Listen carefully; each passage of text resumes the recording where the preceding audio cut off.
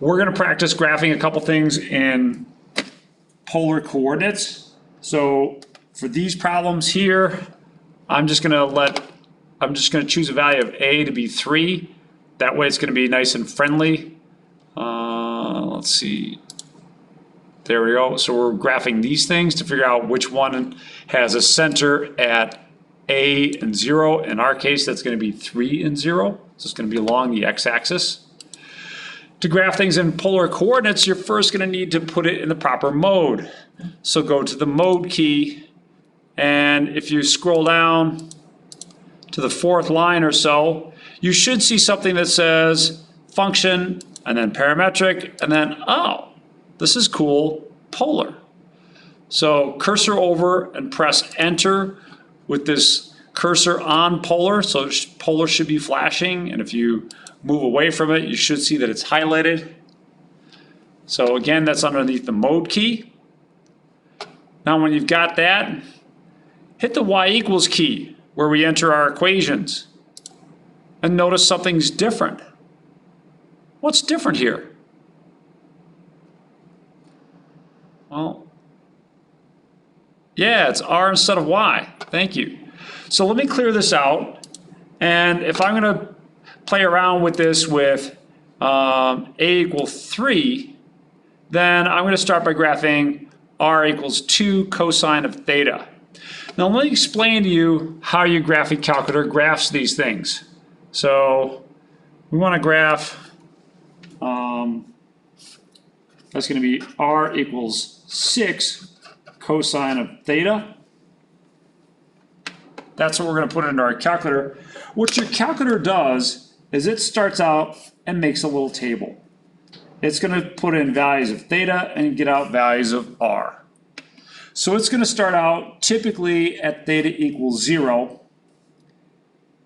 6 times cosine of 0 is going to be 6 times 1, or just 6. And then it's going to keep going. So what would be the next point? Well, I guess it depends on how you have your calculator set up. So we'll get there in a second. Let's put in the function 6 cosine. And if you're wondering where theta is gone, it's right here. Now that you're in polar mode, when you press here, instead of getting an x, now you get a theta. If you were in parametric mode, which we'll study later, if you press this, you'd get a t, and then sequential mode, you get an n. Right now, we're getting a theta. So, okay, great. I'm probably going to want to graph this in terms of radians. So let me go back here and also change this to radians.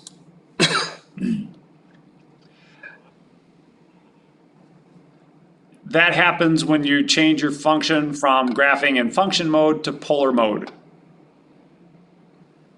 Thank you. Now, let's go to our window. Our window looks like it's set up to graph something in terms of degrees. So I'm going to set this up to graph between 0 and 2 pi.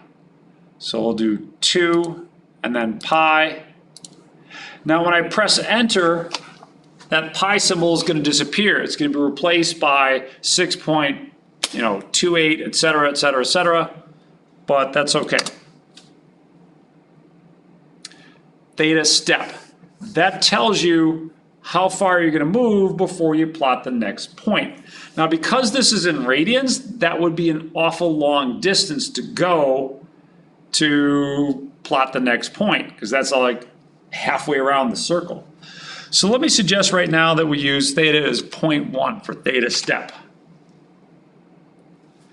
Now, if you're completely lost, like, oh my God, I have no idea what to do in terms of graphing this in the x and y direction, I have no clue where that's going to appear, that's fine. As long as you followed me this far, we're in good shape. So what we can do now is we can let our calculator do the work. And that is, I'll hit zoom and then fit. Zoom fit is really zoom 0. So if you just want to type the number zoom and then 0, what your calculator will do is it'll figure out the x and y coordinates that you're supposed to get, or that you're going to need to graph this. And then your graph will fit just barely, just perfectly. Now this equation is supposed to look like a circle. Does that look like a circle to anybody? I'm not seeing anyone shake their head yes and no. So I'm going to say that no, it doesn't look like a circle.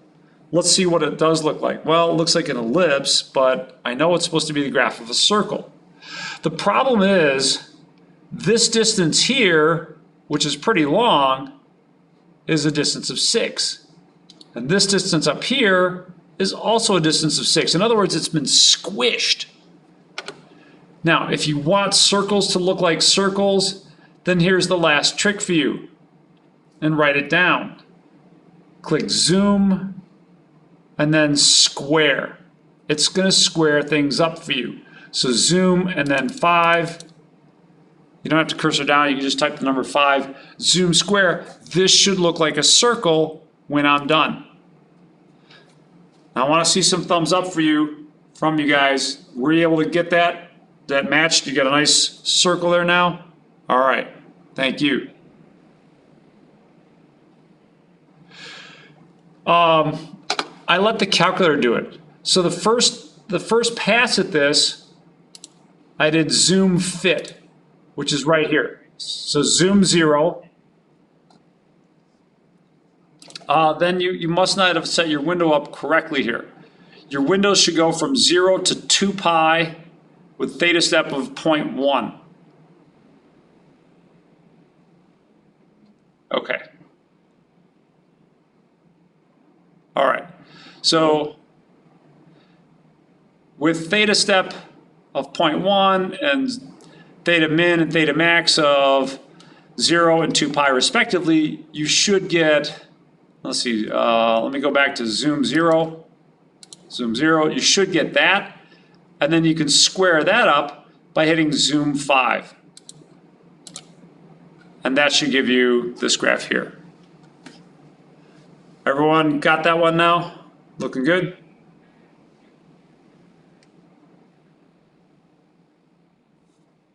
Yes, I did.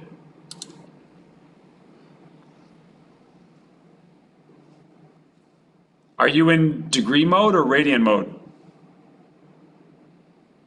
All right, that's the problem. You need to be in radians. All right, so try that in radians and things should work out pretty good. Let's look back at the graph. This is a circle. What's the center of the circle? What's the center of my circle here?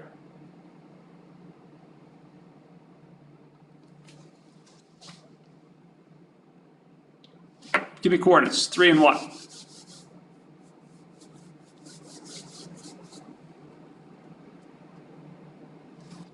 Yeah, 3 and 0. So if you look back at the problem, that's actually what they were asking for, is to try and find the graph that has a circle with radius 3, because remember I let a equal 3, and then a center at 3 and 0. So this meets all those criteria right there. So we got it first try. Now if you want to try and change things up a little bit and see what some of these other things do, that's fine. Let's take a look at that, and I'll try and help you understand how your graphing calculator plots these points or plots these circles. So let me clear this up. I'm going to stick with this equation, except I'm going to go to the table here. So second and then graph. So your calculator starts out with theta min, which is 0. Okay, and then I get a 6.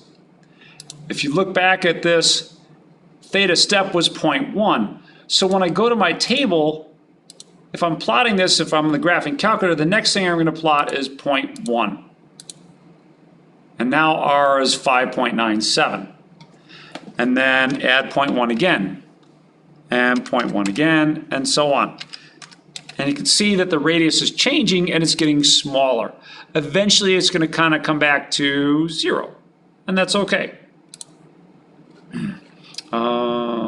Let's see. So if we look back at the graph, eventually it's going to get smaller and smaller and smaller. And finally, when you get all the way up to, say, pi, or close to pi, 3.14, Actually, no, not 3.14. How about pi over 2? Pi divided by 2, that's where you get 0. So your graph's going to come back here, etc. Now, a couple more remarks about theta step. You don't want to choose theta step to be too big. You don't have to do this yourself, just let me show it here. What if I did theta step was 1? Now it starts out theta is 0, and then theta is 1, then theta is 2, 3, 4, 5, and 6. So that's not really enough to give me a good idea of what the shape is. That's too big of a theta. What if you went really, really small? Well, there's a problem going really, really small too. 0.01. Let me just make sure it's small enough. 0.001. If I did something like this, well, now it's taking your graphing calculator a long time to graph this. It's kind of a pain. So a happy medium that I choose sometimes or oftentimes is, about 0.1. All right, I guess it's still thinking on this. Yeah, it's taking a while. All right, it's done. So now I can go to Window and make this 0.1. Nice. I would just leave it like that in general. If you take a look at what would happen if we were to look at -6 sine of theta. Now let me shut off the graph for the cosine by doing this. I'll go over here and I'll press the Enter key on the equal sign. That's going to shut off the graph of the cosine. My calculator is set up the way I want in terms of the window, except, my x and y coordinates might be off a little bit. Who remembers what I got to do to get my calculator to adjust the window in the x and y directions? What button's got to push now? Zoom fit. Good. So that was zoom and then 0. Okay. This looks like an ellipse. I want it to look like a circle. What do I got to press now? I think Anthony got the last one. Somebody else help me out with this one. What's going to make that look like a circle that it is? Sean? Some help? Zoom square. Zoom square. We'll square that up. Where did this circle end up getting graphed? What's the center, do you think? Yeah, negative something. Here, let me put a little bit more information on the y-axis. I'll put y scale equal to 1. That way each tick mark is in units of 1. 1, 2, 3. That's 3 units below the x-axis. So 0, -3, that's your center. So you're still getting a circle of radius 3. It's just not the one that we wanted.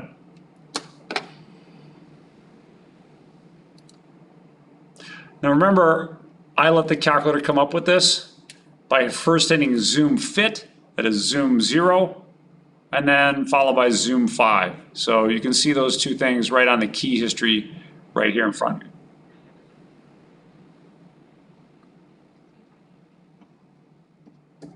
you. Okay, did you enter in the function -6 sine of theta? Okay, yeah. Oh, okay, yeah. You need to use the opposite key on the bottom row of your calculator.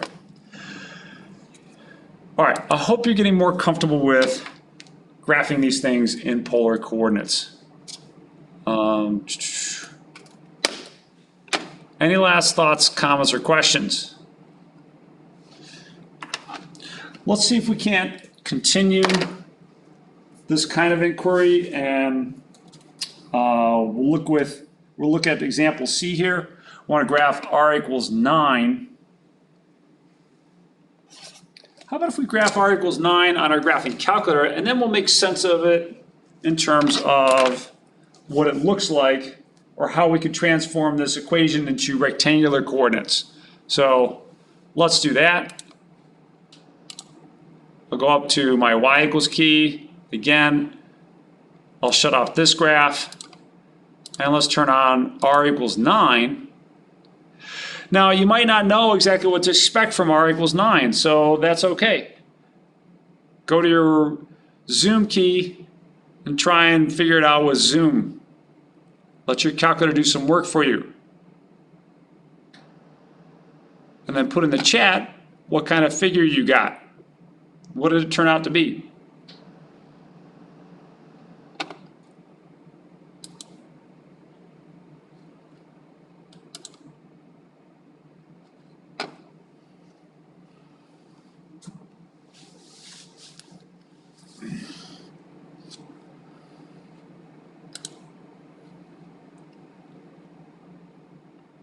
All right, good deal. If you coming through on that. Start by doing zoom 0, which is zoom fit, and then I can clean it up by doing zoom 5, and that turns it into a circle. You can count 1, 2, 3, 4, 5, 6, 7, 8, 9. That's a circle of radius 9. It didn't quite close here. I could probably clean that up a little bit if I did all the way up to maybe 6.3, because I think it's missing that last little bit. There you go. That closed it up. Beautiful. So it's a circle of radius 9. How could I see that if I didn't have access to a graphing calculator? Well, keep in mind, r was equal to x squared plus y squared. So that's r equals 9. Most people wouldn't be really happy with an equation like this. So what you could do is get rid of the square root by squaring both sides. And that would give me this equation. X squared plus y squared equals 81.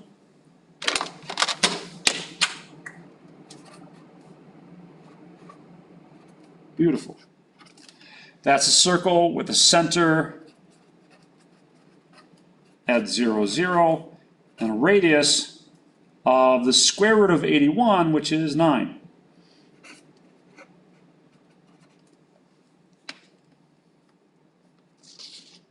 Nice. So it works out pretty good.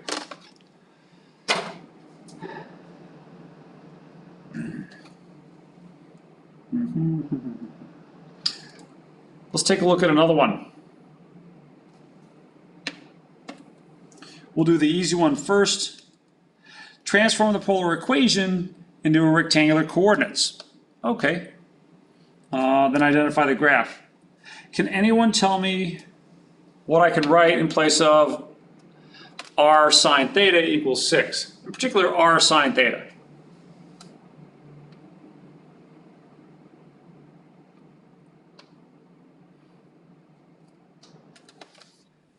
Yeah, just going to be y. So this is really y equals 6.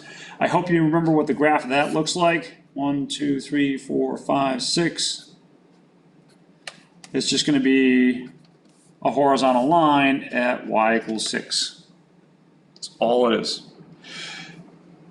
A lot of things are more of a pain to deal with in polar coordinates, so I'd rather deal with this in rectangular coordinates.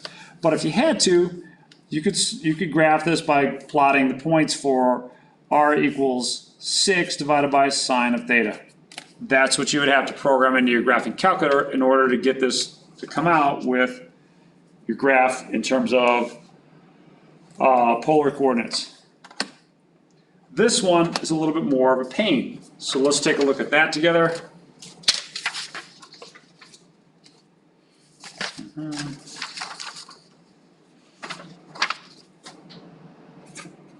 Theta equals pi over 3. And this is example D. Yeah, this one's kind of a pain. So let me help you out with this one. We've got to get rid of the polar coordinate part of this. And the trick in this one is to take the tangent on both sides. Why is that?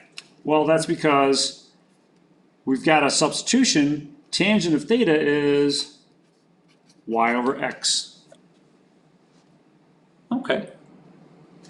what's the tangent of 60 degrees or pi over 3?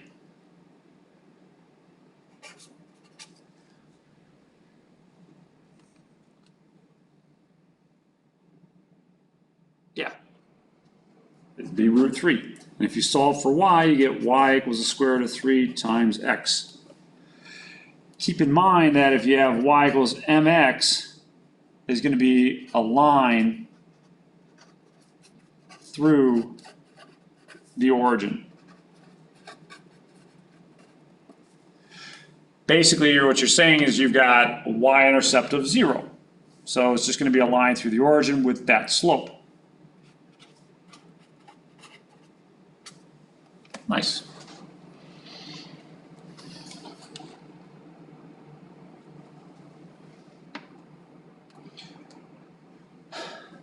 Let's move on down to some more examples here. Just don't know if I got enough time to have you guys play with something. Yeah, please. Great question. Let me go back to the handout from section 5.1. We have this substitution that tangent of theta equals y over x. That comes from just examining this triangle here. If this is your angle theta, tangent is opposite over adjacent, so that's y over x. So that's what gave us that equivalent of tangent of theta is y over x. So I used that because it gave me my y over x. It gave me a direct access to being able to convert this to x and y's. Does that help out? All right.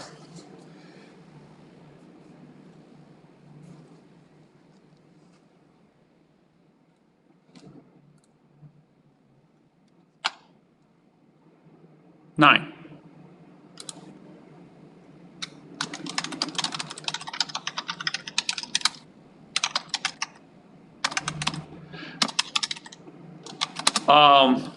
Yeah, I think either one of these would be an acceptable final answer. I mean, I guess I kind of like this one a little bit better because it's in more of the form of a line. I don't think of an equation of a line like this, although I guess I could. But, you know, if you got here, or here, my inner child would be doing somersaults. I'd be really happy. All right. Let's keep going. Let's keep going. I'm going to put a link in the chat here for you. Let's see. And this one.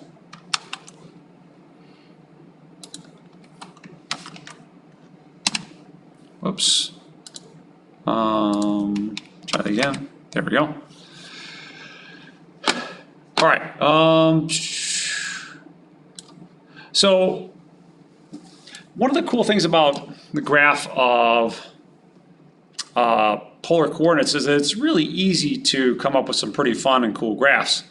So for instance, let me turn on this graph. I don't know, is that the way yours started with this graph on? Okay, thank you.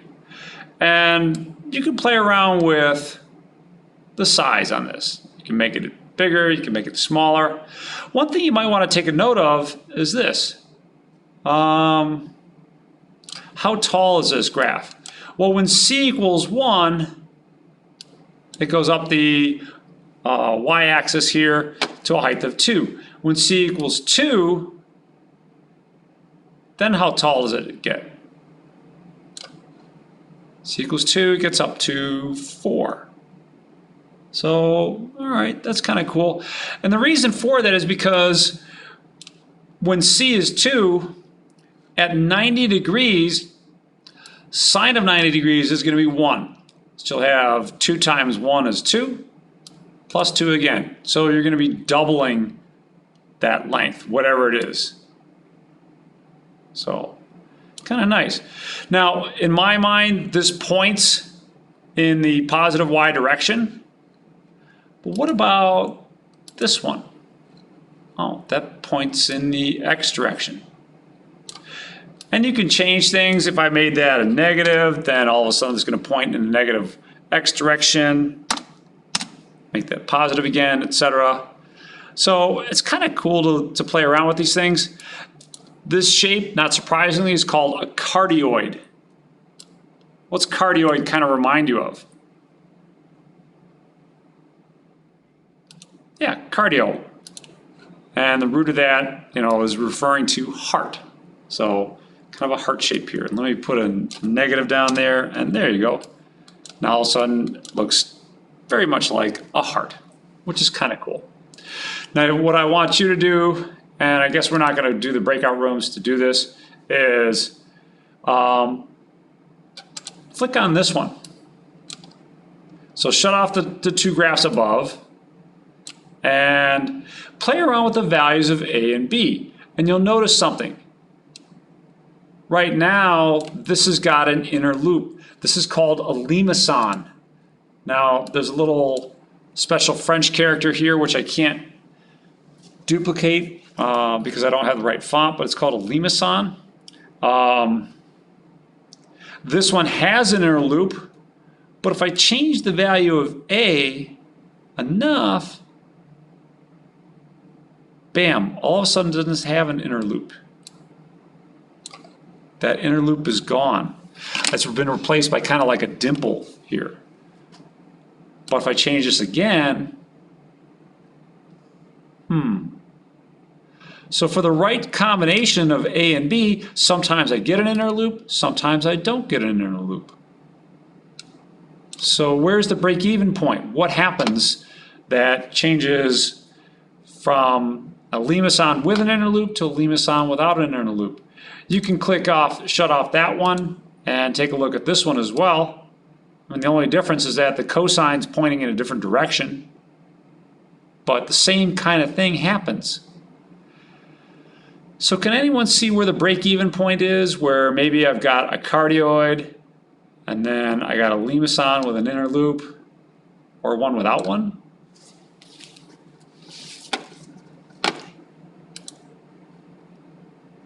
All right, that's good. Now in general, those facts are written for you on your handout. So let me kind of skip down to those here. You're going to get a cardioid when A and B are equal to each other, right here. Now they did it in kind of a fancy way. They said that A over B was 1. I would just say A equals B. And that's kind of what I graphed just a moment ago. If this number, if that A is bigger than B, you're just going to get a dimple, a limacon without an inner loop. If A is less than B, then you're going to get that inner loop. Now, let's see if we can't identify some of these graphs. Actually, let me help you out with a couple of these here. We'll go through these, and I think that's about all we're going to have time to go through. The goal is to match up these equations with these graphs. And let's start with theta equals pi over 4.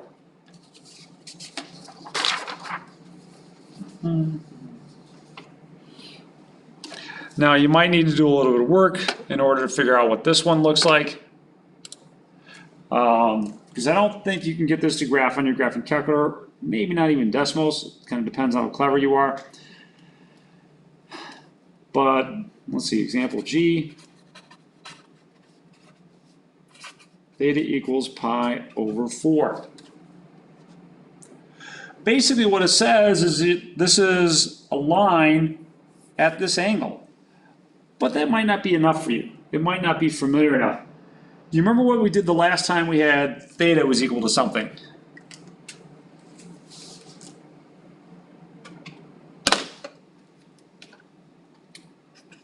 We took the tangent on both sides.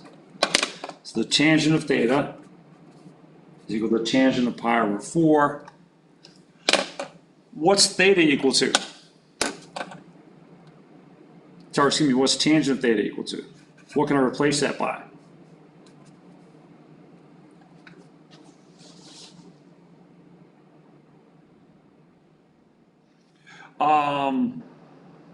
Not tangent of theta. Tangent of pi over 4 is 1. But what about tangent of theta? What can I replace that with? Y over x. And if I multiply both sides by x, and thank you, Adam, I get y equals x. Yay. And I'm done. Now the graph of y equals x is going to be a line that goes through the first quadrant. Let me look at it here. That one looks good. It looks like A. Right there. So let's put A is y equals, or excuse me, tangent, or theta equals pi over 4 for A. And let's work on the next one. R equals sine of 4, or excuse me, 4 sine of theta. So R equals 4 sine of theta. You might want to just graph this one, probably be the easiest way to find it. So let me turn to my graphing calculator and I'll clear out this one, and here, let's just put in a 4. 4 sine of theta. There's two keys that we want to hit here once you get your window set up in terms of your theta values. And those two keys are going to be zoom 0 followed by zoom 5, zoom standard. So that gives you a circle up on the x-axis, or up on the y-axis. So which one does that one look like? Oh, that looks like G here. And if you check the radius, let's see, do we got the right radius there? Yeah, I think we're looking good. So it matches there. So that's going to be G. Let's pencil that one in.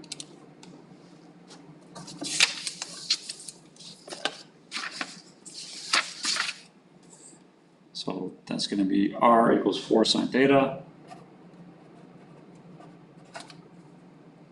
And so on. Let's see if we can't figure this one out without necessarily graphing it. At least not initially. So the next one I want to look at is 2 plus 2 cosine of theta. Well, the special thing about this graph is that the 2 here and the 2 here are equal. So that means it's a cardioid. It's going to be looking like this graph right here. They wrote it as a different way. They said the ratio was equal to 1. But it's going to be a cardioid. All right. Well, if you look at the graphs that you have to choose from, there's only one graph that's a cardioid, and that's H. So that's kind of easy. Let's plug that in there. It's going to be 2 plus 2 cosine theta. And we keep going. R equals 3. Let's play around with that one for a moment. If we had R equals 3, remember that's going to be the square root of x squared plus y squared equals 3. If I square both sides, I'll get x squared plus y squared equals 9. And I hope at this point you recognize the equation here. In fact, hopefully what you'll start to get comfortable with is recognizing the equation right here. This is just a circle of radius 3 centered at the origin, 0, 0. Looking back at our graphs,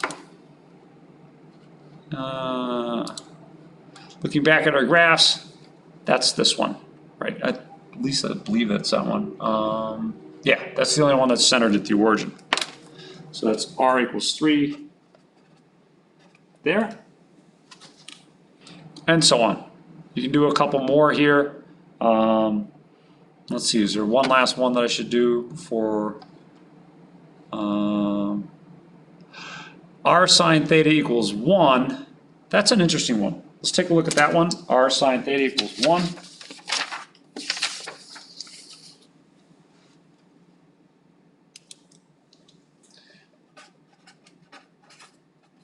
R sine theta equals 1. Does anyone remember what r sine theta is equal to?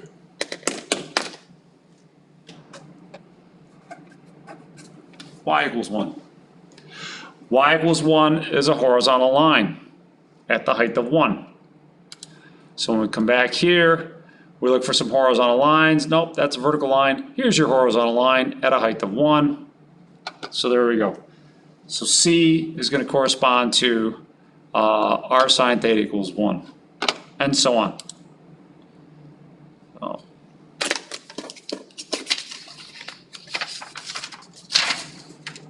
R sine theta equals 1.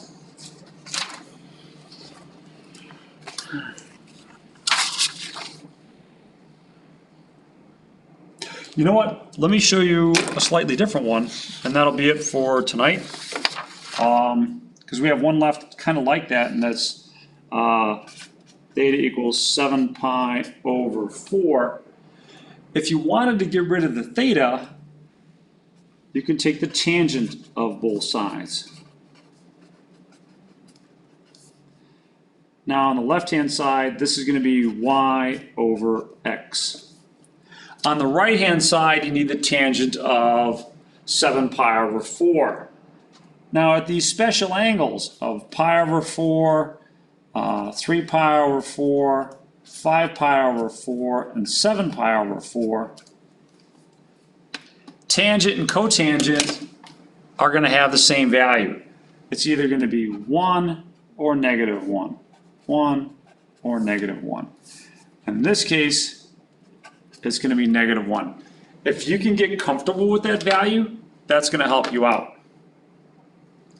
So to finish this up, I'd multiply both sides by x, and there's my answer. Y equals negative x. The graph of that, I hope you're familiar with that one.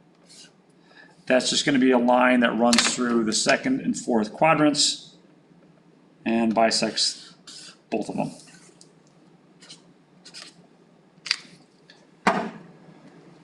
Looking at our options, let's see, that'd be D. So theta equals 7 pi over 4. That goes with D.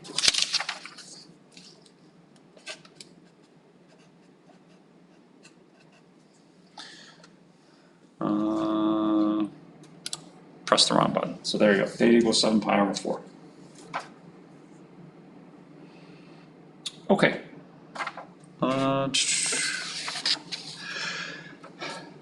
There's similar ones here. I do have something online that I don't know. Let me think about if I want you to look at it or not.